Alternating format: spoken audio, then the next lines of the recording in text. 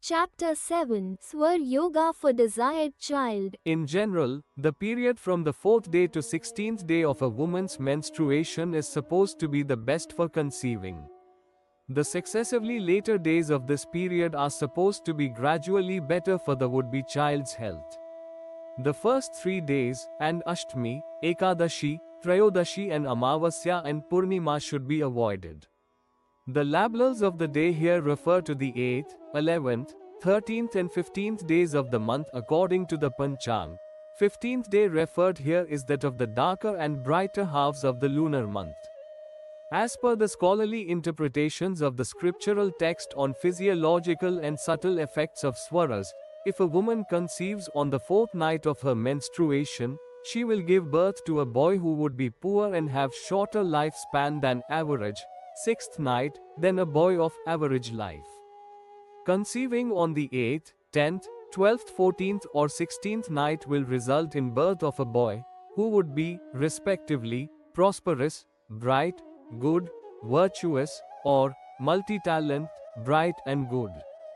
Conceiving on the 5th, 7th, 9th, 11th, 13th or 15th night would result in birth of a girl who most likely would, respectively, have happy married life with children etc., be a virgin, have prosperity and respect, be of loose character, give birth to hybrid future generation, have great fortune like a queen. If the man's Surya Swar was active and woman's Chandra Swar at the time of copulation, then the conceived child will be a boy. The reverse patterns of the Swaras would result in birth of a female child. It is therefore advised that a father, mother, desirous of a son should sleep on his, her, left, right side to have the desired swar activated before making a sexual attempt with the spouse. In case a couple wishes to have a girl child, the father should sleep on right side of his body and the mother on her left so that their Chandra and Surya swaras respectively will be on before having sex. The modern scientists, who used to discard Swar Yoga as mere mythology or blind faith, have also begun to accept its validity in view to the importance of breathing patterns in the process of fertilization. It has been observed in experiments that if a man is lying on his left side, then testicles on his right side get more energized. The secretion of sperm begins with the sexual excitation of the testicle. As a stirrer brings out butter out of the curd, the excited nadis in the testicle region extract and secrete the sperm. The right side of man's body has stronger masculine characteristics, especially hormone secretion etc. The secretion from the excited nadis of the testicle on this side would therefore, biochemically and electrically, react in favor of male chromosomes. Hence, sexual coupling in the state of active right swar of the father is most likely to result in formation of a zygote of a male offspring. If the man were lying on his left side, then his counterpart would be lying on her right side, thus her left swar activity would complement the process with greater force. Further scriptural interpretations should also be noted in this context. Conceiving a child is not possible if both the parents had the same swar active during copulation. If the sexual interaction begins when the man's Surya swar was on, but both the swaras get activated, that is activation of Sushumna, by the time copulation is completed, the conceived fetus is most likely to die before birth, for example, due to abortion, or the child born would be ugly, impotent or would have some body parts damaged or impaired. If the Surya swar of the male remains active during copulation but changes to Chandra swar upon secretion of the sperm, then the conception may not take place. If at all it does, a baby girl having boyish tendencies would be born instead of a boy. The Panchtattvas, the 5 basic elements, compare section 10 below, being the medium for manifestation of the effects of swaras in the body are of significant importance. Some scriptural excerpts are cited here in this respect. Even a virgin woman may give birth to a son, if her Chandra swar is on, and her Prithvi Tattva is predominant while the Surya swar is active in her counterpart, who has predominance of Jal Tattva, and if this state remains stable throughout the process of copulation. This will also be feasible if her Surya Swar is active in Agni Tattva and that of her mate is opposite. If the Surya Swar of the father is active in the medium of Jal Tattva or Prithvi Tattva, and the Chandra Swar of the mother is active in Prithvi or Vayu Tattvas during copulation, then the conceived child would be a boy who would be rich and happy. If the Surya Swar of the mother were active in Prithvi Tattva and Chandra Swar of the father in Jal Tattva during sexual conjugation, the baby girl thus born would be healthy and serene. Conception is not possible if the Akasa Tattva of the parents is predominant in the process of copulation. The dominance of Prithvi Tattva in the zygote supports a male fetus and that of Jal Tattva strengthens a female. Lack of these and excess of the other tattvas would have high chances of abortion or death of the child in infancy. The findings of Swar Yoga illustrate that it is not merely the physique or sexual potency of the parents, rather the subtle control of prana and the appropriate combination of the 5 basic elements that are responsible for the birth and well-being of the child. Further research on these lines with detailed study of the swaras in respect of bioelectrical flows and proportion of the Panchtattvas interpreted in the terminology of biochemistry would provide new paradigms supplementing the frontline research of human genome projects. Chapter 8. Some preventive and therapeutic tips derived from Swar Yoga. Sudden sneezing with sour throat is a sure sign of catching cold. Yawning and body ache with heaviness in head indicate possibilities of fever. Several other symptoms also give prior warning of the outbreak of a disease. If one understands them and takes necessary precaution or medical advice, he can prevent illness to a great extent. Swar Yoga provides good support in this regard. Further, it also guides simple exercises and disciplines following which one would enjoy a healthy and hearty life forever. Any perturbation of the natural swar pattern indicates perturbation in the healthy system of the mind or the body. The more this disturbance, the greater would be the sickness or health hazard. So instant regulation of the swar is the best preventive measure. If it is possible to know which swar was active at the time of the attack of the disease, then the attempt should be made to keep the complementary swar active till the ailment appears prominent or aggravated. If this is achieved, the growth and further aggravation of the disease will subside and the cure will be significantly faster. We have discussed earlier several easy-to-use techniques of rectifying the impurities or abnormalities in the swar patterns to maintain their natural order and ensure adequate and orderly flow of vital energy in the body. Here we present some simple but effective tips for prevention and treatment of some common complaints. 1.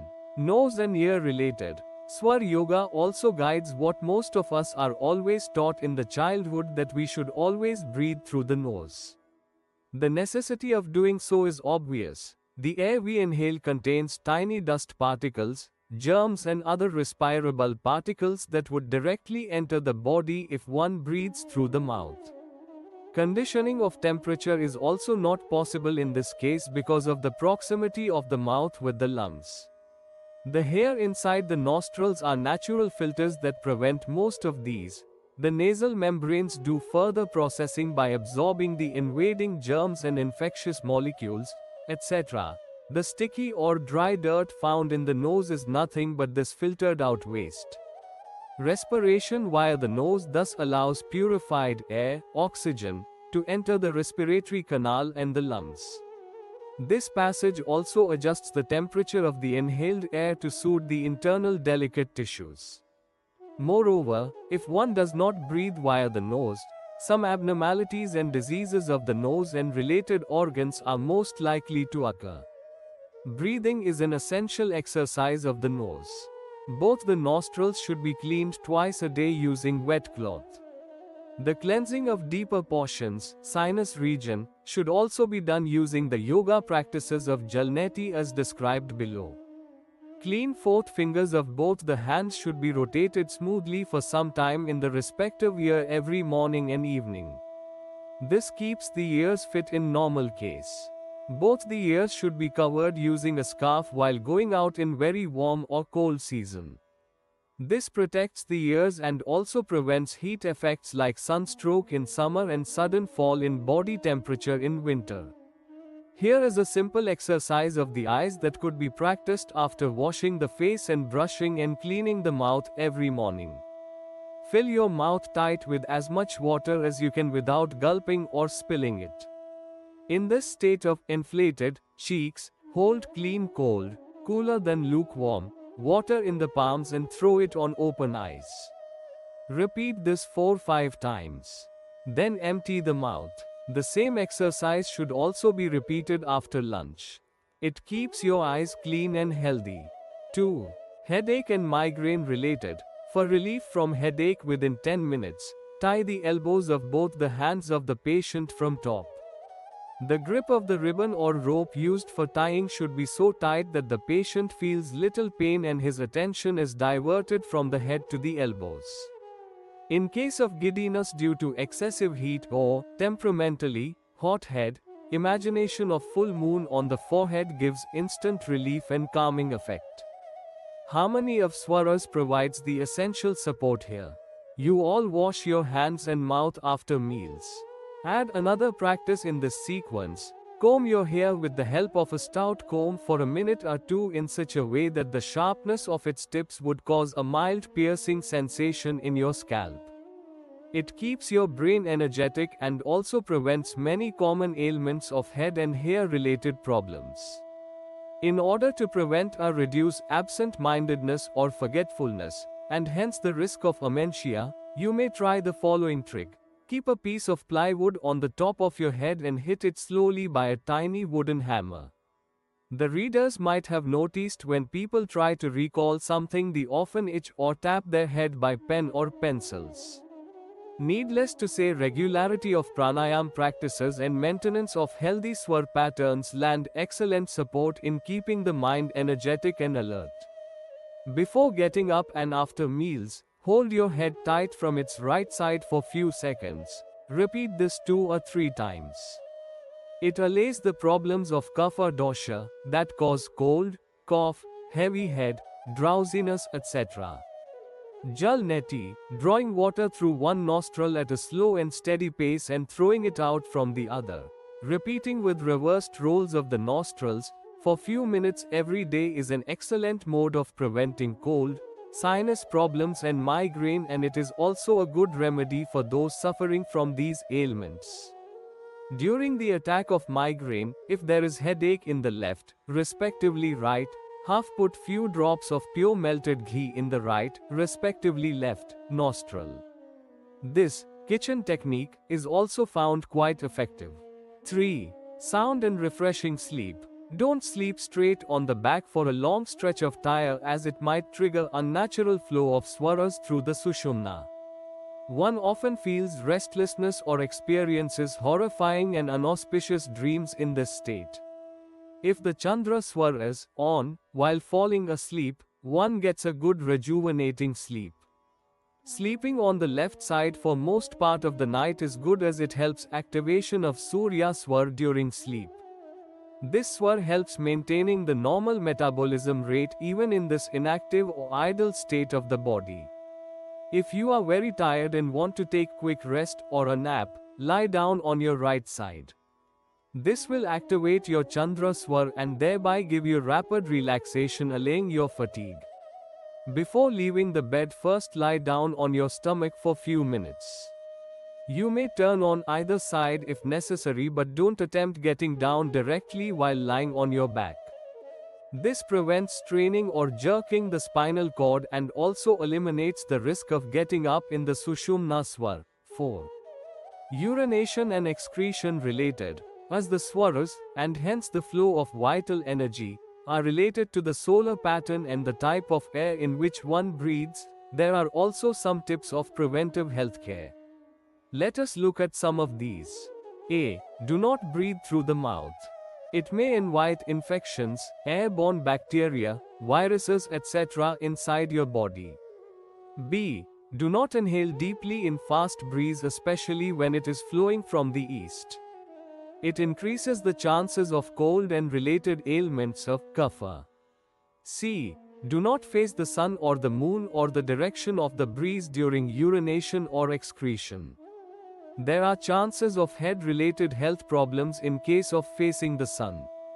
In the other cases, there are possibilities of renal diseases. Urination in a standing posture is said to weaken the spinal cord. However, it should be remembered that these guidelines are in the context of the Indian climate and majority's lifestyle. D. As per the natural system of nature, which can be observed in a child of less than a year, excretion of stools results in appropriate cleansing of the stomach when the right, Surya, swar is on. Urination brings the best effects while the left, Chandra, swar is active.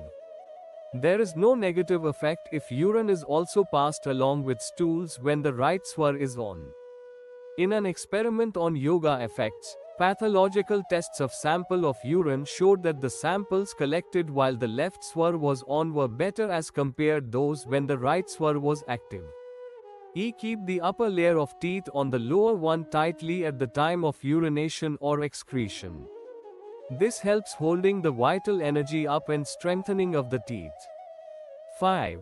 Appetite, stomach and metabolism related. While lying down after taking meals, you should first sleep on the left side for some time and then on the right.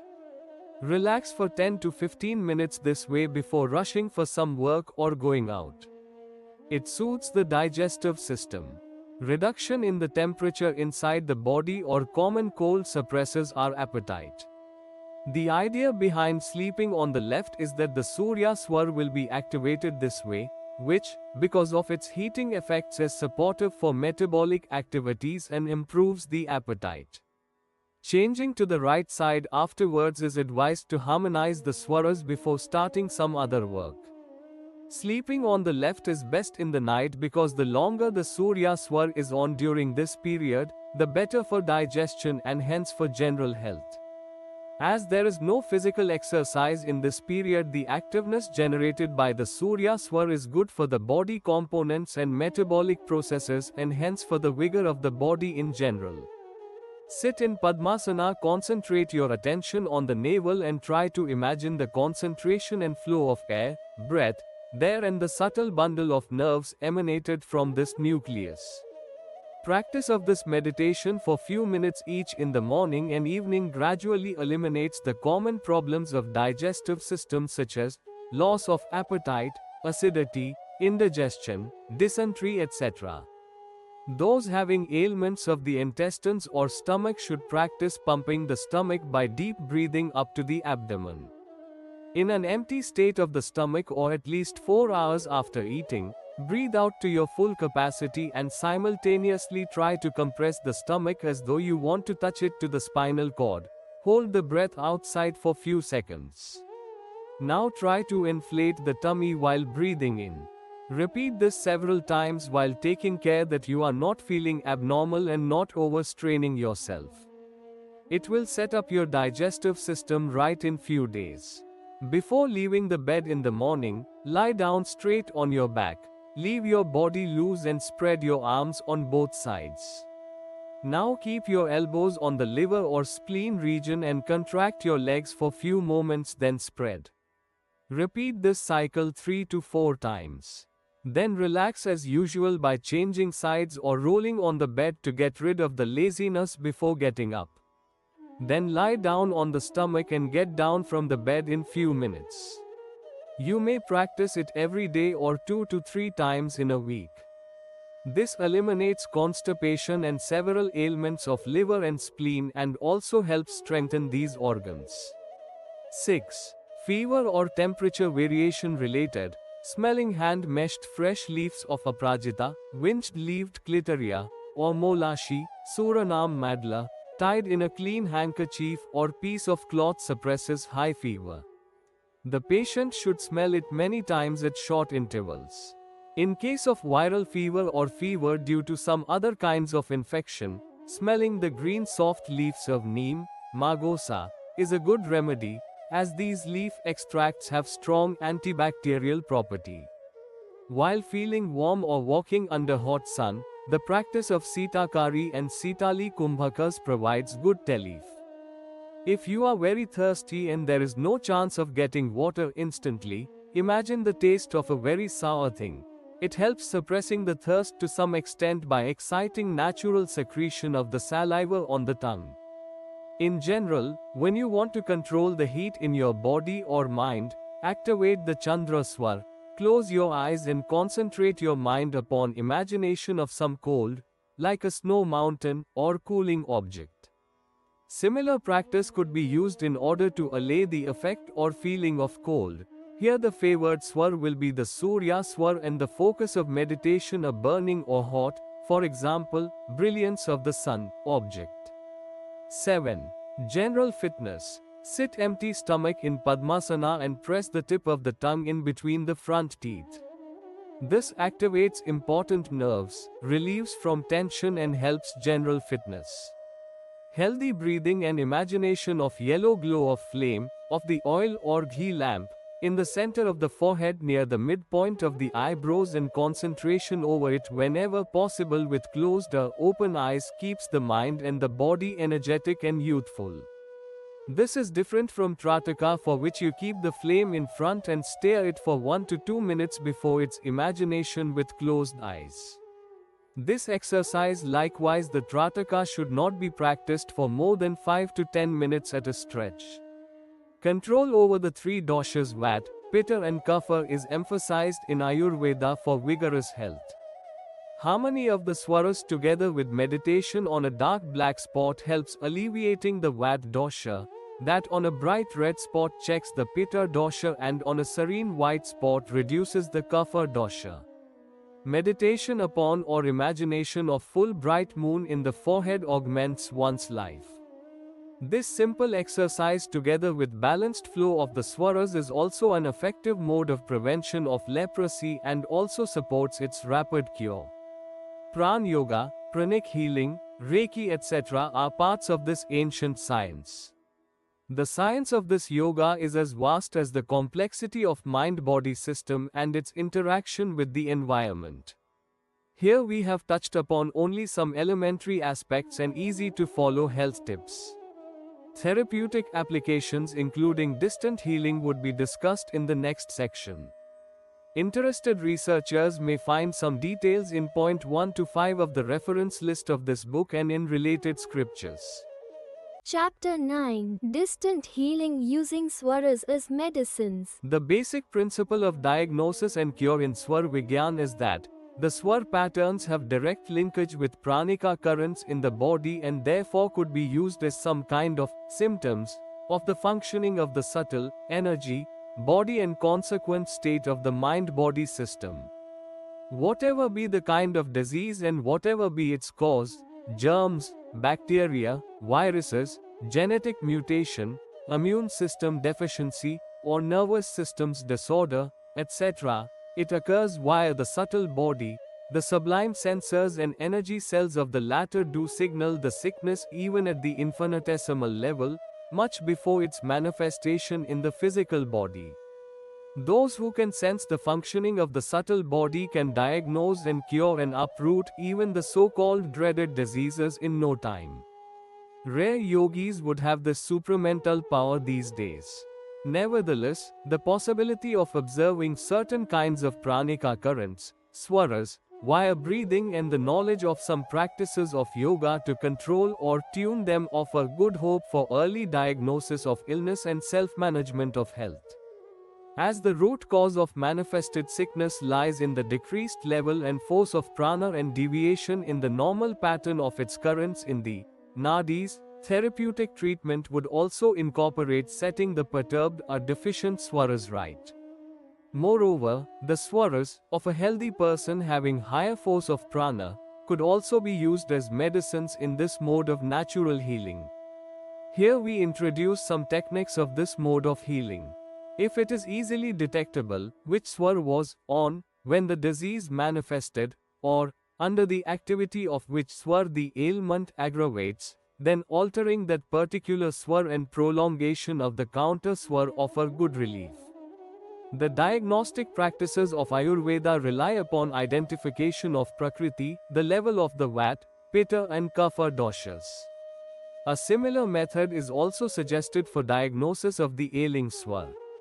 This requires recognition of the visible and invisible symptoms of excess or aberrations of heat and cold that correspond to the defects in the biochemical or physiological processes associated with the Surya and Chandra swaras respectively. At times the condition of the patient may not be suitable for trying out the methods discussed earlier for harmonizing the swar patterns, or his prana may be so weak that even the necessary change in his swar does not bring the desired effects. In such cases, the appropriate currents of the prana of a swar yogi or a healer who is healthy and whose prana is elevated could be used as medicines. This works like Reiki, mesmerism or any other kinds of spiritual healing in which the doctor need not be present near the patient. In this method, the healer activates the desired swar in his own body. When it is activated and stabilized at a consistent pace, a glass full of drinking water is kept about 6 to 7 inches away straight in front of the healer's nose. It is removed after his 7 consecutive forceful breaths, and hence the exhaled stream of his prana through the active swar get dissolved in this water. It may be noted that when one breathes out, the carbon dioxide, toxic molecules and other impurities being heavier than the vital currents, get dispersed in the zone nearer, within 4 inches, to the nose. The glass is kept much ahead but within the normal reach of the exhaled breath, swar, so that it is energized and is also free from the risk of any infection. 1 tablespoon of this medicated water is given to the patient at the intervals of 2 hours. On an average, this medicinal water is found to contain the biomagnetic healing effect up to 12 hours. If the healer is at a long distance, then he may supply the effect of his prana via the medium of some object, which is processed by his powerful swar.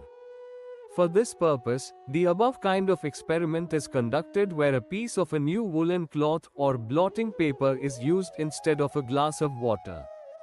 21. Instead of 7 consecutive streams of the desired swar are absorbed in the cloth blotting paper kept at a distance of about 6 to 7 inches straight in front of the nose, at the farther end of the breath. It remains energized for several days. This empowered object is kept near that nostril of the patient, which is to be activated. It may also be rubbed on the ailing organ, tied on the hand or neck, or kept beneath the patient's head or on the navel depending upon the type of his ailment. Healing with the help of an object, energized by swar, is similar that of using amulets, tavis, empowered by some mantra or tantra or by touch of a spiritual saint. The natural medicines, for example, herbs, may also be made more effective if processed by swar yoga or similar techniques. The book Pran Chikitsa Vigyan elucidates some aspects of healing by swar yoga with greater details. Systematic clinical trial studies on diagnostics and therapeutic applications should be explored to expand the benefits of this together with other kinds of alternative and complementary therapies towards total health. Chapter 10. Extrasensory Physics in the Science of Swaras. The nature of nadis and swaras being subtle makes the science of swar yoga more difficult to be grasped and experimented. Further, this subtlety makes it easier for the fake practitioners to make arbitrary claims in the name of scriptural sayings and exploit people's faith. Misuse of astrology may not be so easy, as one has to at least show some skills, though superficially, of the mathematics involved in reading and designing the horoscope, etc. In case of Swar Vigyan, one only needs to know the meanings of Chandra and Surya swaras and some basic terminology to fool people. It is laughable that the foretellers of this kind go by vague inferences, like, the foreteller should throw a flower towards the questioner while holding his breath, kumbhak. If the flowers falls on the side of the active swar of the questioner, then the answer to his query should be affirmative, his future should be good, etc. And it should be the contrary if the flower falls on the other side. Varieties of absurd conventions and delusive practices of this sort on the one hand, and complicacy and almost impossibility of the laboratory experiments to unfold this ancient science on the other, have led to near total discarding or neglect of swar yoga by logical thinkers and scientific-minded educated class. However, with the advancement of research in bioelectricity, neurophysiology, biomagnetism, ultrasonic and infrasonic technologies, and acceptance of the yoga practices of pranayama and meditation in healthcare by the scientific community, there is a new hope of reinvestigating the swar vigyan via interdisciplinary approach. Some of the applied aspects of this Vedic science, including those discussed above, may be studied and verified more thoroughly by clinicians in collaboration with experts of pranayama and swar yoga. Research on the fundamental aspects, as outlined below, would really be challenging and path-breaking towards deciphering more on extrasensory facets of nature and endocrinology. The Akasa Tattva, ether, pervades everywhere in the cosmos. The electromagnetic waves, thought waves, etc. are physical or sublime expressions of its current. The vibrations of every visible or subtle activity or event first occur in this cosmic domain. What we see as an activity or event materialized in the visible world is only a manifestation, an outcome of this occurrence in the etheric vibrations. What we experience as happening today has actually begun to happen much before, but we can't perceive it because of the limited potentials of our senses. Suppose, for example, your shop is inaugurated today. Everyone, including you, would regard it as born, begun, from the moment it was inaugurated. However, in reality, the process of its coming into existence had commenced from the moment you had first thought of opening a shop. Further pondering, consultation, planning, collecting raw material, purchasing the place, etc. were only successive stages of this process, and the inauguration function was its concluding stage. In fact, the thoughts, ideas, inspirations you would have got during the course of this project were only the consequences of corresponding etheric vibrations subtly grasped by your inner and subconscious minds, the minds of all others who were directly or indirectly associated with this project would have also received related vibrations. This all appears hazy or imaginary to us, because we are not able to even experience the vibrations in the tiny components of our own body. The brain impulses too are beyond our direct perception. Even what the EEG machine records is only a minuscule subset of manifestation of the brain impulses. Most of us, including the most genius ones, use only a tiny fraction of our mental faculties. Awakening of its otherwise dormant potentials results in what we recognize as supernatural or extrasensory abilities. In fact, the human mind is endowed with limitless potentials. Those who awaken even some of these are found having clairvoyance, clairaudience, prophetic precognition, and other supramental faculties. They can grasp the subtle vibrations of ether and can therefore sense the happening of events much before their materialization in the sentient world. Our sensory faculties in the normal case are confined to finite time-space domains. For example, many of the things that we can now perceive and record with the help of sophisticated instruments were non-existent for us. Our ears can hear only the sounds produced within the range of audible frequencies, 30 to 50,000 CPS. We are not able to see the color of air because the electromagnetic vibrations in these are beyond the range of our optical perceptions. Light that appears to us as bright white is in fact a resultant effect of the spectrum of 7 colors. What we see as the color of something is in fact a reflection of those radiations of the spectrum, which that object is not able to absorb. Moreover, our eyes are not even able to recognize the different shades of a single color beyond at the most 10. From X-rays, Röntgen rays to wide-range radars and the multifocal electron microscopes, science has enabled us to visualize what is happening inside our body, to see hundreds of miles deep inside the sea, look at nature's fine embroidery in the patterns of the cells tinier than thousandth fraction of our hair, or, in other words, to gather the knowledge of some part of the extrasensory world. We are also making excellent use of infrasonic and ultrasonic machinery in many applications encompassing medical diagnostics and therapeutics, defense and microtechnologies, etc. Little do we realize that far more sophisticated natural instruments are lying within our own body. The faculties of our subtle body, energy body plus mental body plus light body, can sense sublime vibrations of any order. Our cognitive abilities do not experience them because of the agility and extrovert tendencies of our conscious mind. The Shat Chakra referred in the scriptures of yoga and spirituality are the power centers and functional nuclei of this subtle body. As we can't experience them by our sensory organs, these are often termed as extrasensory energy centers. Many accomplished yogis who successfully activate these chakras by devout sadhanas describe them as some sort of pools of eddy currents of prana and sublime vibrations. What appears as a supernatural or miraculous experience to us is a routine perception for them. What an erudite scientist knows is far beyond the level of comprehension of a child of kindergarten. The latter begins to know more and more as he progresses in his learning with sharper grasping and harder practice.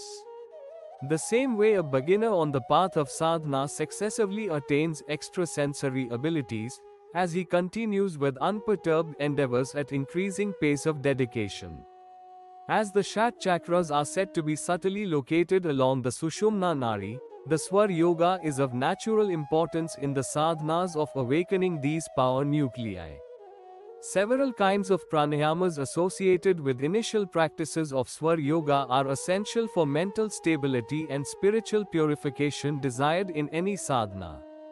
The Tattva Jnana of Swar Yoga, Adi Shankaracharya had deciphered, from the Vedic scriptures, the mystic knowledge of the sadhanas of Swar in activating the sublime energy vibrations in the Pancha Tattvas and awakening the supernatural potentials. We present here some excerpts of this Tattva Jnana as disseminated by him more than half a millennium ago. The Sanskrit word Tattva means essence, the original element. In the field of spirituality, Tattva Jnana pertains to the knowledge, realization of the unity of God and the soul. In the context of modern sciences, where Tattva means element of material substance, this would mean the detailed understanding of the structure and functions of the natural elements that are at the root of the manifested world. The following sadhanas, being the core of the sublime facets of Swar and etheric vibrations, are rightly referred as the Tattva Jnana of Swar Yoga.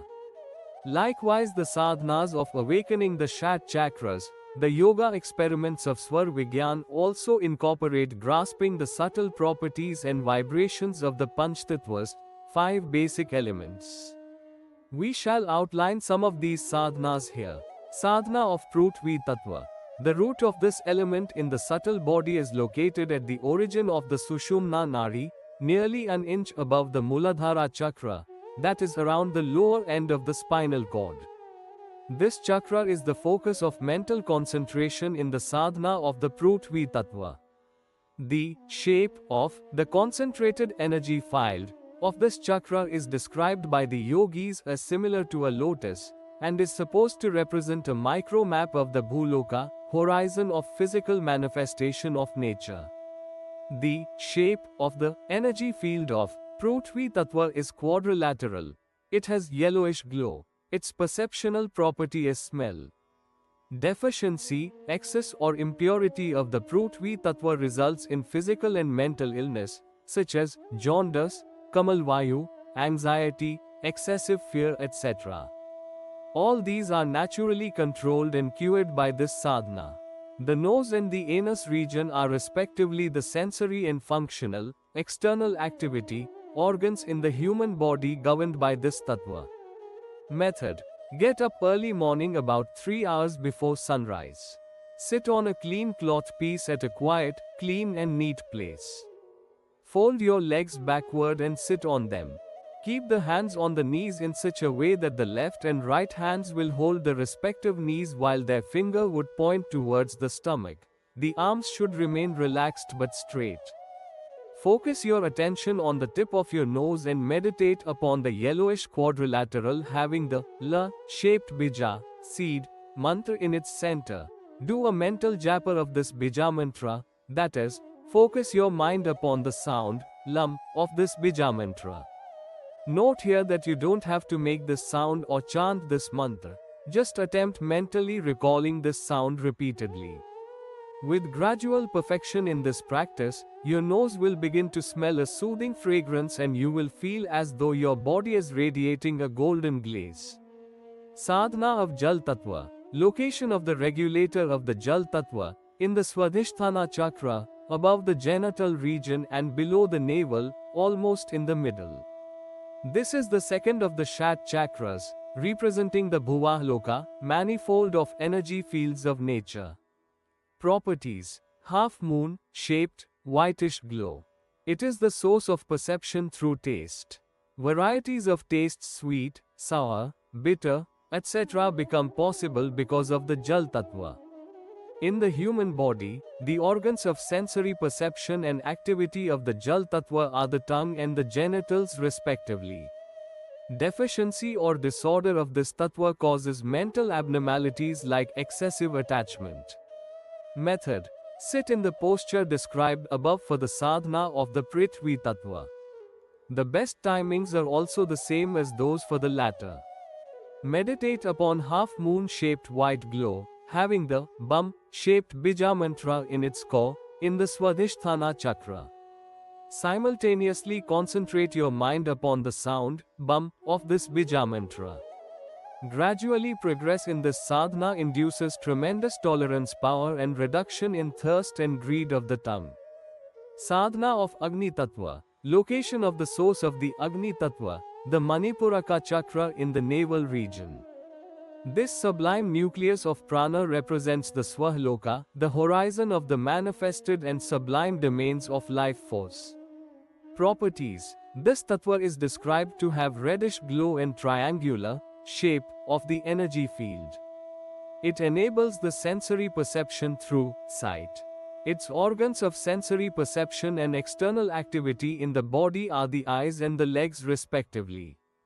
Anger or aggressiveness occurs due to imbalance of this tattva.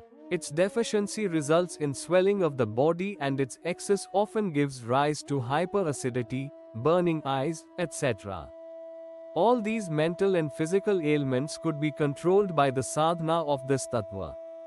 The spiritual benefits of this sadhana include supportive role in awakening the Kundalini power. Method: the sitting postures and timings of the above sadhanas are also suitable here. Focus your attention on the Manipuraka chakra. Meditate upon bright red triangle containing the syllable Ram, which symbolizes the bija mantra of the Agni Tattva. Should also concentrate upon the sound Ram of this mantra. This sadhana endows one with courage, endurance and exceptional digestive power. Extreme heat and cold also do not affect an accomplished yogi of this sadhana. Sadhana of Vayu Tattva. Location: the sublime abode of this tattva lies in the Anahata chakra, extrasensory energy nucleus in the heart region.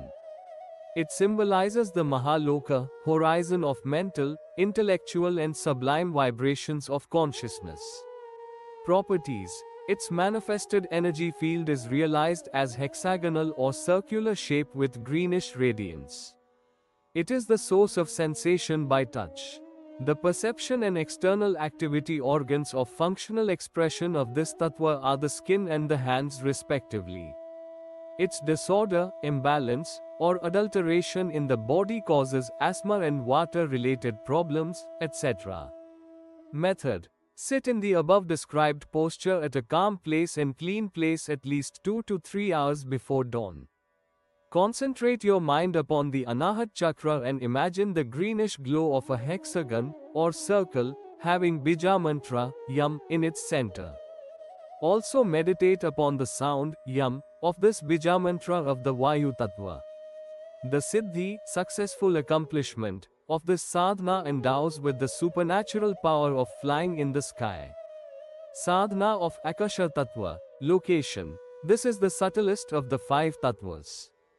The sublime source of this tattva lies in the Vishuddha chakra, extrasensory power source hidden in the throat. In terms of sublime horizons of nature, it symbolizes the highest, the Jana Loka, sublime realm of etheric expansion and consciousness. Properties. The manifestation of the presence of this sublime element in the body is realized as soothing bluish light spread in elliptical shape. The expressions and perceptions of sound, shabda, exist because of this tattva. The sensory medium of its function in the body is the voice, loud or mental, and the ears are the external activity organs associated with this tattva. Method. The method of practicing the sadhana of this tattva is similar to that of the other tattvas except that the focus of meditation in this case will be the elliptical bluish glow in the core of the Vishuddha chakra and mental perception of the sound, hum, of its bija mantra, hum. Successful sadhana of this tattva ensures prosperity, and the supramental potentials, ashtasiddhi, like cognition beyond the space-time limit, anama, mahima, transforming the body into tiny or grand sizes at will, etc. Diagnosis of tattvas. Likewise, any yoga sadhana, these sadhanas also require devout efforts, discipline, cleanliness of body, austerity of food, purity and focused attention of mind and faith in the sadhana.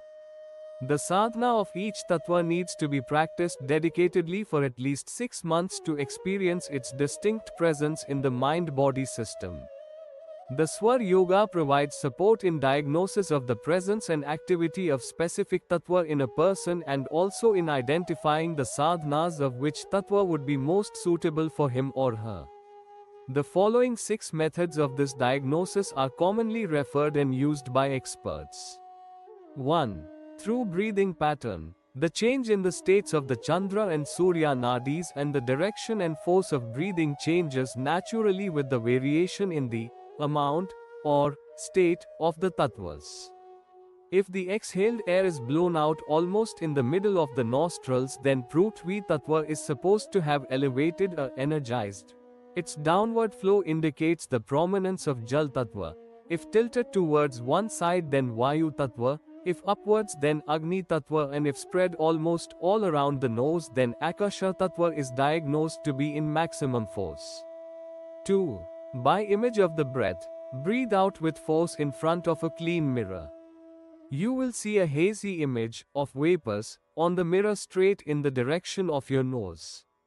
Look at its shape. A rectangle would indicate the prominence of the Prithvi tattva, half moon, semicircular disc, corresponds to the energizing of the Jal tattva, triangle to Agni tattva, elliptical or oval shape to Vayu tattva and small spot, dot, to Akasha tattva.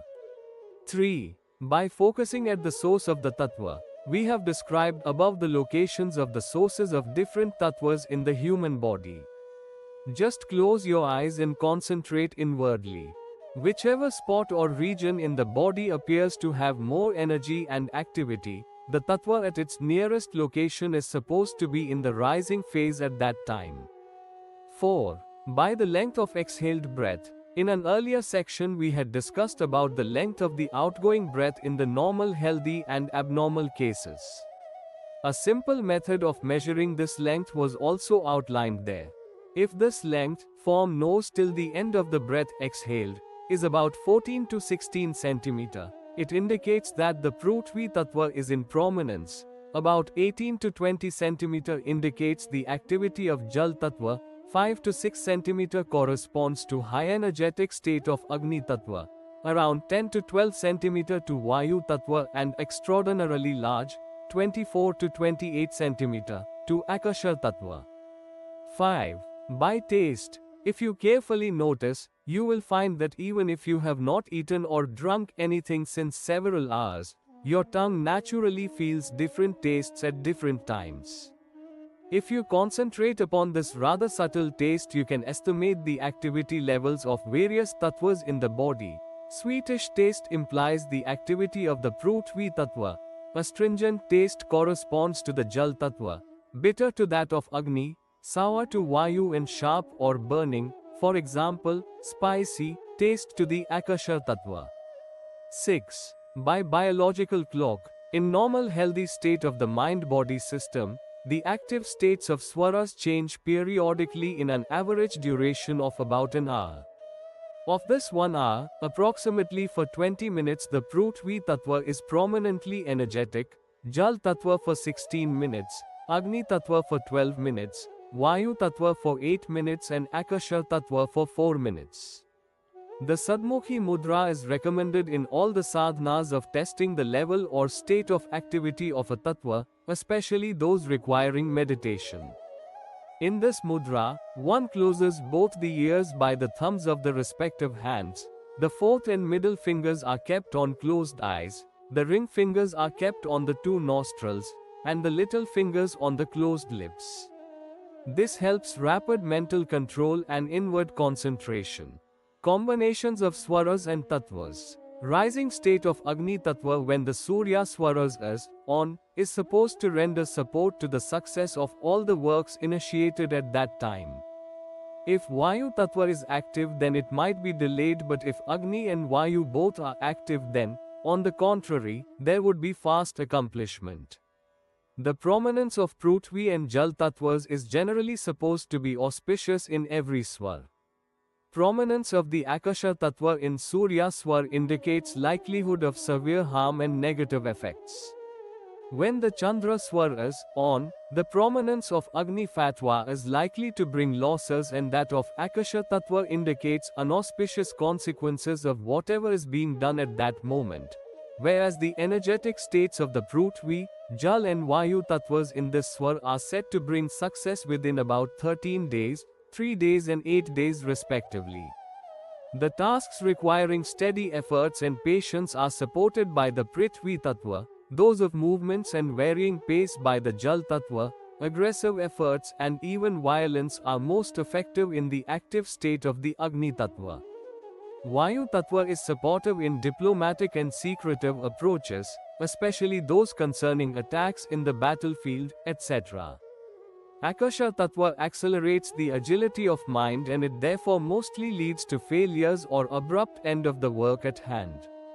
The combination of active states of the Chandra Swar and the Prithvi and Jal Tattvas is quite useful in general for successful completion of a task. This combination of Swar and Tattva is most beneficial if these Tattvas are prominent respectively in the daytime and the night times. The Prithvi Tattva is particularly good for health and wealth, agricultural and travel-related works. However, one should refrain from traveling with a group when this Tattva is high. Going out with one person when Agni Tattva is active, traveling alone when Jal or Vayu Tattvas are elevated is also supposed to be very risky. Traveling should be avoided in the state of Akasha Tattva's activity. Because of the mutual association of the swar patterns, geomagnetic and biomagnetic effects and distinct characteristics of the 5 foundational elements of nature, the strength of the Prithvi Tattva is maximally manifested in the east, Jal in the west, Agni in the south, Vayu in the north.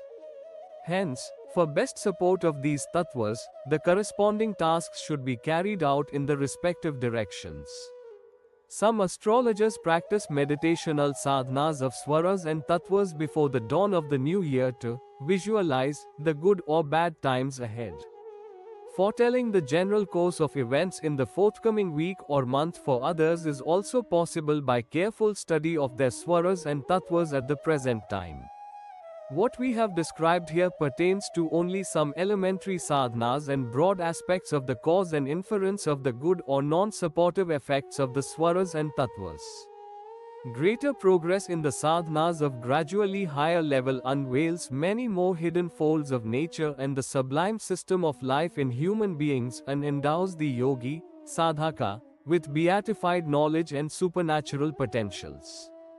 Perhaps this is why the scriptures sing paeans in the praise of the science of swaras and tattvas such as Tattva Rupa Gati Swado Mandalam Laksananvitam, Sa Vetti Manavo Lok Sansargadapi Magvit, meaning, one who knows the subtle forms, origin, properties, energy spheres, and effects of all tattvas, he can know and control their distinct variations in any state, in any of their mutual combinations. Swar Gyanam Ne Yatra Lakshmi Pada Tale Bhaved, Sarvatra Ka Sasirapi Sukham Tasya Sada Bhaved, meaning, Lakshmi, the goddess of wealth and success, blesses the sadhaka who has attained expertise in Swar Yoga. He enjoys healthy and hearty life. References, multi-volume Vangmayas, 1. Pran Shakti Ek Divya Vibhuti, Volume 17. 2. Nirogi Jeevan Ke Kuch Mahatvapurn Sutra, Volume 39. 3. Chikitsa Upchar Ke Vividh Ayam, Volume 40. 4. Jeevam Sharda Shatam, Volume 41. 5. Chir Yauvan Evam Shaswat Saundarya, Volume 42. 6. Pran Chikitsa Vigyan, 1992, Mathura. Glossary of Sanskrit words, 1.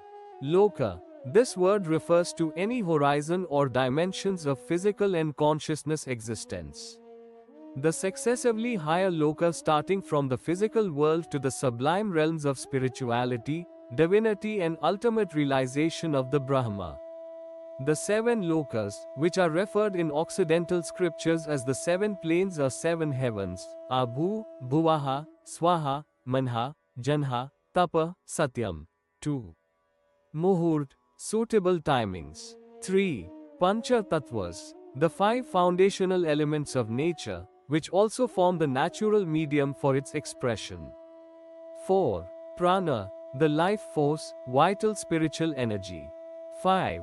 Pranayam, an exercise of enhancing and harmonizing the flow of prana, vital energy, within the body with the help of controlled breathing in a specified manner and mental concentration. 6. Sadhana, devout endeavors, especially of self-discipline, self-refinement and spiritual ascent. 7. Sadhaka, a dedicated devotee of a sadhana. 8. Swar Vigyan, the science of Swar. Shri Ved Mata Gayatri Trust, Shantikunj, Haridwar. Online, awgp.org.